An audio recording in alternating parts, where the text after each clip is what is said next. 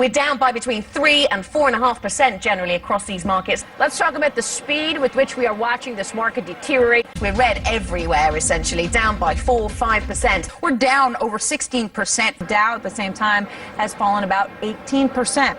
The stock market is now down 21%. Because we're now down 43%. That's not right.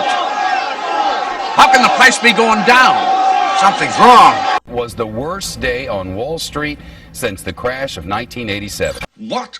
The 2008 financial crisis was a big deal. Ben Bernanke said it could have resulted in a 1930-style global financial and economic meltdown with catastrophic implications. But what happened? Why did it happen, and why aren't we all huddled around burning trash cans, forming a raiding party to go steal gas from other tribes in the wasteland? To explain what happened, first we have to do a quick explainer about mortgages. And you might already know this, but basically someone that wants to buy a house will often borrow hundreds of thousands of dollars from a bank. In return, the bank gets a piece of paper called a mortgage. Every month, the homeowner has to pay back a portion of the principal plus interest to whomever holds the piece of paper. If they stop paying, that's called a default, and whomever holds that piece of paper gets the house.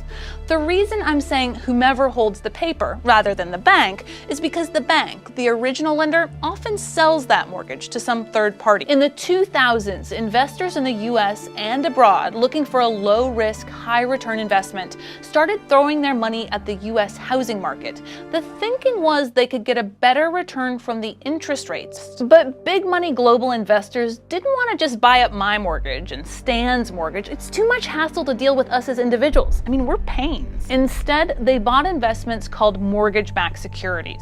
Mortgage-backed securities are created when large financial institutions securitize mortgages. Basically, they buy up thousands of individual mortgages, bundle them together, and sell shares of that pool to investors. Investors gobbled these mortgage-backed securities up. Again, they paid a higher rate of return than investors could get in other places, and they looked like really safe bets. For one, home prices were going up and up, so lenders thought, worst case scenario, the borrower defaults on the mortgage, we can just sell the house for more money. Investors were desperate to buy more and more and more of these securities, so lenders did their best to help create more of them. But to create more of them, they needed more mortgages, so lenders loosened their standards and made loans to people with low income and poor credit. You'll hear these called subprime mortgages. Eventually, some institutions even started using what are called predatory lending practices to generate mortgages. They made loans without verifying income and offered absurd adjustable rate mortgages with payments people could afford at first,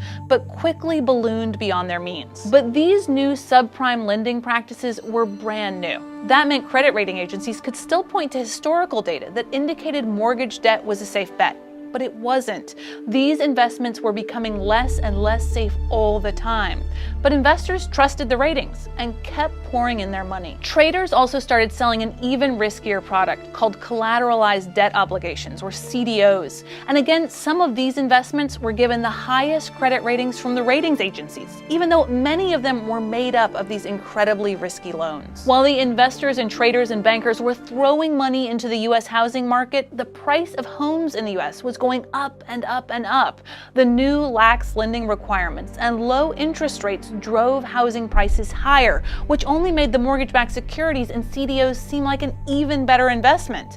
If the borrowers defaulted, the bank would still have this super valuable house, right? No, wrong. Let's go to the thought bubble. Actually, let's go to the housing bubble. You remember bubbles, right? Rapid price increases driven by irrational decisions. Well, this was a bubble, and bubbles have an annoying tendency to burst. And this one did. People just couldn't pay for their incredibly expensive houses or keep up with their ballooning mortgage payments. Borrowers started defaulting, which put more houses back on the market for sale. But there weren't buyers, so supply was up, demand was down, and home prices started collapsing. As prices fell, some borrowers suddenly had a mortgage for way more than their home was currently worth. Some stopped paying.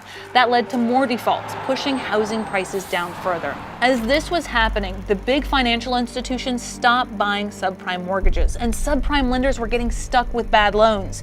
By 2007, some really big lenders had declared bankruptcy. The problem spread to the big investors who'd poured money into these mortgage-backed securities and CDOs, and they started losing money on their investments. A bunch of money. All these bets, these financial instruments resulted in an incredibly complicated web of assets, liabilities, and risks. so that when things started going bad, they went bad for the entire financial system. Thanks, Thought Bubble. Some major financial players declared bankruptcy, like Lehman Brothers. Others were forced into mergers or needed to be bailed out by the government. Panic set in. Trading and the credit markets froze, the stock market crashed, and the U.S. economy suddenly found itself in a disastrous recession.